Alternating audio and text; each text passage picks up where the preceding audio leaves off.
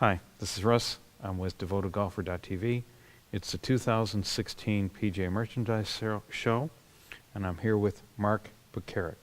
I get it right? Perfect. Yeah. And I've known Mark for quite some time. I've been a Nippon dealer, and you're a club fitter. How did you go from being a club fitter to the master distributor? Is that the right word? Okay, In charge of distribution for Nippon in North America. Yeah. Okay, so I started in a club fitting business in 1985, and I've been took a long time to find my way through this this up and down topsy-turvy world of golf equipment, and I got into more of a high-end, high-performance club fitting, and started Greengrass Club Fitting in 1985. And after that, one day I'm at the PGA Show, maybe 15 years ago, and I was hitting shots at the Nippon Shaft booth. They had just introduced the 950 GH NS Pro, and I was like, this is a beautiful shaft, and I was constantly haranguing them because they did not have any club maker distribution. I was haranguing them for access to their shaft series, and their office, fate had it that their office was in Schaumburg, Illinois, which is right near where I work, and we developed a relationship, and they gave me some shafts, and before you know it, they said, you know a lot about these club makers, and you can interact and know quite a bit about the shaft thing. Why don't you work with us? And I was like, I'm a club maker, I'm not a distributor. And I said, the only way I would do it is if you kept it select, kept it small, kept it premium, the pricing was right, the margins were right, you took care of the customers, and then we would be able to do a good job for you. And they said, that's exactly what we're looking for. And so, bam, we reached an agreement, and 15 years we've been managing that side of the market, the aftermarket, which is the retailers and the club fitters and the catalogs, for 15 years. But you're still a fitter. Still a fitter. We've achieved many wonderful things. We're Dolf Digest 2-time America's 100 Best Club Fitter. And we still fit, and I use that as part of my job, but mainly it's an educational tool to understand the shafts, to understand Nippon shafts, to understand the flight and trajectory and how golfers are relating to shafts. It helps me sell to each one of our independent guys. And I know when I pick up the phone and call you for advice, it's not somebody making this stuff up. It's somebody that has actually had experience with that shaft and can tell me how that shaft fits. Yeah, absolutely. I can tell exactly, a certain model, like what percentage that fits into golfers, because we've fit many, many thousands of golfers, and we know what flight it is. How many thousands? It's 30,000 plus. Yeah. Over the years, yeah. And so Nippon brings some unique things to the business. And one of these unique things is this MHT technology, and that is a form of heat treating. Why don't you go ahead and explain it? Okay, one of the most unique things about Nippon Shaft is our technology, and the parent company of Nippon Shaft, this is integral to the Nippon Shaft story, is our parent company is NHK Spring. NHK Spring is a automotive valve spring maker primarily, but we make many kinds of springs. We make springs that are big leaf springs that you put in trucks. We make springs that are so small in their office showroom. There's like a globe glass over some of these springs, and there's nothing on the pedestal, and that's because you need a microscope to see it. And when you look at the microscope, it's a very intricate weaving coil spring. So from the little tiniest thing to the biggest thing Nippon Shaft does. And how that relates to shafts, well, guess what? A shaft is a spring. Yeah. A spring stores energy, it releases energy. Right. It's even the base material is called, in the industry, in all steel industry, is called spring steel. Right. And so what we want to achieve in that storing and releasing is we want to achieve the most uniform releasing and storage and releasing, because that creates what? It creates straight, controlled ball flight, exact distance control. Okay, so Nippon Shaft, our parent company, 20,000 people, as many as there are in the whole shaft industry, 20,000 people go to work in the morning trying to make metals better, and trying to make apply technology and heat treatment to make the shaft more precise. And so one of our proprietary models is called MHT processes. MHT, multi-heat treatment. We can take this technology, apply it to the shaft, even after the shaft is done, as far as dimension-wise. The design is done, and we can take this machine and zap it in different places and create speed, different levels of spin, which greatly affect a specific trajectory that we're trying to achieve for a specific golfer. So you're not in changing taper rates at this point or changing wall thickness. You're doing this with some form of heat treatment. Our ability, when the shaft goes down the line, the robots are moving it from one to the next. We can shave it from the inside and shave it from the outside to achieve different wall thickness, to achieve a different balance point, a different weight, a different feel, a different flight. But in addition to that, which is really a very difficult thing to do in the shaft business, but we can also fine-tune it with this MHT.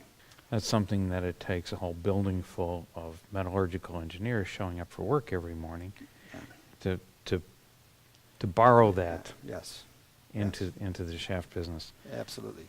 And so when did the Modus series start? The Modus series, we went on tour, and we realized our products were on the high launch to mid-launch models in the GH series. That was working great on the LPGA Tour and the average golfer. Great. But we needed a high-speed series. On the ladies, LPGA, every week, even today, we have 80 to 100 ladies teed up with our product. We dominate that market. But we had very microscopic presence on the PGA Tour. We needed something that the tour players wanted. We needed information. And what they told us was what you and I want. We want distance control. We want dispersion control, and we want flight control, trajectory control. And those are three modes of flight, and guess what? We did our homework, did our research, and we came up with a series of shafts that control the three modes of flight, and that's how the name came about, Modus 3. Oh, really? Yeah. Okay. It's didn't really, know that piece of it. Yeah. You know what? It took me years to learn that. I mean, the shaft, it was three modes of flight were already there in the shaft, but I never even knew that story myself until several years after the original design. The first designs came out like 7 years ago. And so now I'm going to walk through these. There's a 105, which we just saw. There's a 120. There's a 125, which has just been introduced, and there is a 130. And so this, I actually got it backwards. The 130 came first, and then the 120. 120 first, 130 came next. That's right. And That's then right. just last fall we released the 105 and the 125. Okay. So let's take a look at the EI profiles of these. And as you know, EI is my thing. So when I saw this on your website, it was like, okay, yep. Yeah, they got them right. Yeah. What's cool about this is EI curves can be hard to understand, but basically it's a length and the butt end of the shaft measured to the grip end of the tip end of the shaft, and then rigidity from the most flexible to the stiffest. Right. And then we plot each measurement, and then you can draw a line. And so what we have here is the 4 Modus models. The first one, the first one was right here. This is the 120. That's the 120, and that one, it's like kind of a bottom of a bowl. It's got that kind of a bottom of a bowl shape. The 130's on top. That's kind of a lid. Like concave, convex, right? One here, convex, one there. yep. Yeah. And those two are two different. They're almost mirror opposite swings. If you like this shaft, you're not going to like this. It's going to load funny, and vice versa. Yeah. This was a breakthrough shaft. I mean, very unique shaft in the business. Yeah. And I don't want to give too much information. I still fit a lot with this shaft. Absolutely. And I'll tell you a that reason. long, stiff tip. I'll tell you a reason why you fit a lot. There's 2 reasons why. One, this shaft really, you can release it fairly early in your swing. It's the #1 shaft on tour, on our shaft on tour. But it's fairly, you can release it early to mid. You don't have to be a super hard loader. That's really a late transition is really more indicative of this profile. Right. But the first reason is you can be pretty classic swing and get really good results with the shaft. But the second reason, and this is not known or understood as much, but here you have a shaft that really is, it's pretty light. If you trim that up, install it in your club, and you weigh that that cut shaft, it's about 110 grams, which is pretty light for high speed. Right. But because this tip is so stiff, guess what? We had to put a lot of weight in there. We had to put a good amount of weight so that when you swing that shaft, it feels, to your sensibilities, it feels pretty heavy. It keeps you in check. So you have a shaft that swings fast, but feels like you don't have to swing it fast. It's like the best of both worlds, a shaft that is light, that goes fast, but swings easy. You know, the other thing I've seen with this long, stiff tip is dispersion control. I mean, I would put this shaft into, you know, into the little handicap guys, you know, the low single-digit guys, and we'd just have dispersion like they had never seen before, just like boom, like that. Yeah, we're really known for that in all our models. If you find the right model, you know, the easy part is what we do. It's not so easy, but I mean, it's easy for us, is to make these shafts with the best materials, the best heat treatment, so you get the best dispersion. And then the hard part is for you or anybody who's fitting this, then is to find the right profile for that individual golf swing. But once you find that, the dispersion are the tightest in the industry. Yeah. And so then the recent ones are like, you went in the middle, right? Right in the middle. I mean, we had more traditional design. It's like we had A and C, A type and C type, and we're for a while we're missing the B. And these have been out on tour for quite a while, but we were tweaking. We really tweaked this 125 several times to get it right for the tour guys. And so we have one profile, which is kind of in between, and then we just offer it in two different weights. Okay. Now, you and I look at these curves. We have a pretty good idea where we're going with these things and what they're going to do. To the golfer that's watching this thing, let's talk a little bit about what he can expect from these three designs. The craziest, most difficult thing is to try to take a shaft that's so experiential.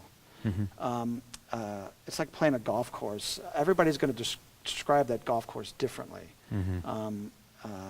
And so what you have to realize is this is a fitter talking to a fitter, and we know that everybody's going to react to a shaft differently. And so when we talk about a shaft being high spin or high launch or all of those things, I like to use the word propensity. The shaft has a propensity to do that. But in your hands, it may not. Right, that's exactly right. And it's a very hard thing because every golfer wants the knowledge. They want the knowledge. Is this high launch? Is this high spin? Is this a good shaft for me? You know, it's a good shaft. And so we can talk about this. Every shaft does have tendencies, is a word I like to use. But it does impact every golfer does experience it different. However, let's have a starting point for this is kind of like a selector guide for trajectory. And we do see that here the blue line is the Modus 130. It is the highest launching initially, but it is pretty flat on the spin rate. And then we have the 120, the 105, and the 105. They're really more of a mid-launch, mid to low spin. But I've watched guys, good players hit these shafts, and some guys hit it high, some guys hit it low. But as a starting point, I really would think of these shafts in terms of swing more than I would of launch and spin. Right. If a guy's this way or a guy's this way, he's going to create, no matter what shaft he's got, he's going to create different flight. Yeah. So this one is easier to launch, especially for guys who have late transitions. These are more for more traditional swingers, the 105 and the 125. Lighter is going to be for the guy who might want a longer build, or lighter for the guy who just he always likes lighter stuff versus the guy who grew up on a traditional 125 gram shaft with traditional kick. He's going to want that. Yeah. And then and that's an interesting point. The guy that grew up on a particular weight of shaft, he wants to come in. He wants to play a lighter weight shaft. You put a lighter weight shaft in it. He can't time his swing. Right. Because he's used to the weight, Right. right? Yeah. Absolutely. And it's an important part of fitting that if your habits are so ingrained, you just can't make a radical change like that. Some people can. Yeah. Some people can't. Yeah, And that's what why you- you go to a fitter. When you go out and play or go to a fitting session or whatever the application, your body, it's encoded in your brain that what you're used to, and you want to feel it like you used to feel it, even if you no longer have the pop or the swing speed to do that. So you got to find a balance of the right a shaft that's heavy enough, Mm-hmm. and a shaft that's heavy enough that you can measure your swing and it's in your controllable, but you also want a shaft light enough that you can gain some speed, and that kind of goes back to what I was saying before about the 120. It kind of can trick the brain that it's an old school heavy, but it's Because its new balance school point is light. low. Everybody's going for high balance, and it's actually low balance. Right, Yeah, right, yeah. right. Interesting. And so new Okay. within the last couple of years, right? Zelos. Yeah. Zelos 7. There's also a Zelos 8. We have a slide here as a Zelos 7. Lighter weight shaft. Yeah. Once again, we're talking about the metallurgical skills of Nippon. Yeah, yeah. So we wanted to make a shaft. We're a steel shaft company, so we want people to play steel in every club, at every age, at every swing speed. And the steel, the 8655V alloy that we use in the Modus and the GH series, is not a perfect match for this. This is stretching the limits of what a traditional steel shaft can be. Mhm. So we came up with the NZN material from Nissan Steel. Very, very light. Lightest steel product in the world, but it's strong enough to make thinner walls, which makes it lighter. Mhm. And it's it's for slow swing speeds, whole different category. The Zelos 7 and Zelos 8. Softer geometry for slower speed swingers. Mhm. It gives them a lease on life. They gain some distance, gain some height without having to exert extra effort. It really is a graphite a substitute for many, many golfers. Mhm. Swings easy, very soft, but very stable. So how do we compare that to the old 750 GH? Okay. And the 750 GH, that had like an outer wrap of graphite on it, right? Yeah. Actually, yes. We had At wrapped- that time, the walls were so thin you couldn't do it in steel, and so the new alloy came along, and Yeah. the graphite went. So here's what happens with we come up with a lightweight steel. We push the limits of lightweight steel even up to the 750. But the 750 really is a 950 shaft, only its lighter cousin.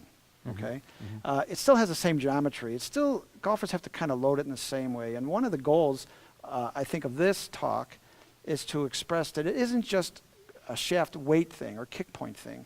It's a geometry thing. This really is for a traditional guy a traditional loader who wants the shaft to be lighter. But this is for the guy who wants it both to be lighter and he wants it to be easier to swing. It's very soft through the butt. It's soft through the middle.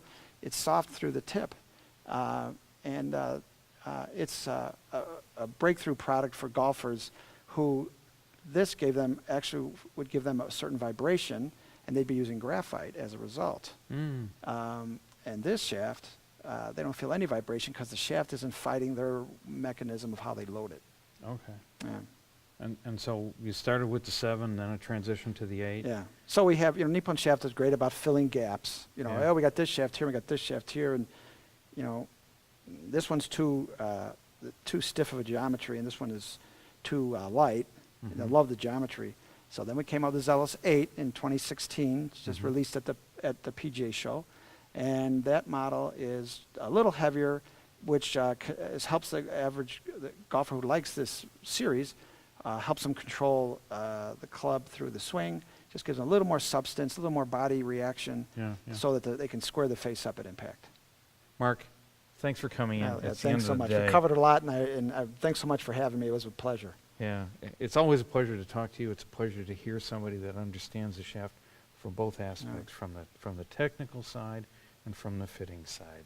So find a Nippon fitter, work your way through the proper Nippon shaft, whether it's the GH series, the Modus series, or the new Zelos series. They've got something for you.